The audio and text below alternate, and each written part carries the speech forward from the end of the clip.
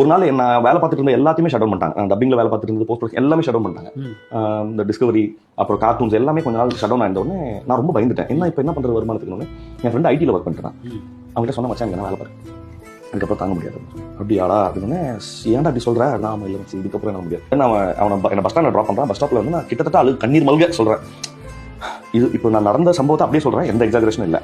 அவன்கிட்ட சொல்கிறேன், எனக்கு இல்லை மச்சான், எனக்கு நான் இந்த சினிமா வந்து நான் காப்பாற்றணும்னு நினச்சேன். இது விட்டு போகிறது ரொம்ப கஷ்டமாக இருக்குது. பட் ஆனால் இதுக்கப்புறமா சூழ்நிலையும் சரியில்லடா, நான் போயிடுறது தான் பெட்ரு. நான் கொஞ்ச நாள் வேலைக்கு செஞ்சு எதனா என் குடும்பம் இதெல்லாம் கரை சேர்த்துட்டு பிற்பாடு திரும்பி வந்துக்கிறேன். அப்படி வர முடியாதா குடும்பம் அப்படி இப்படின்னு பேசிட்டு இருக்கான்.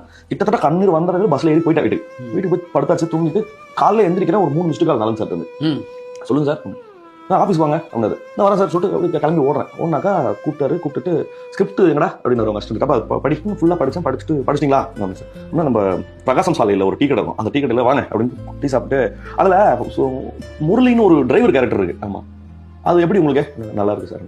அது நீங்க தான் பண்றீங்க போங்க.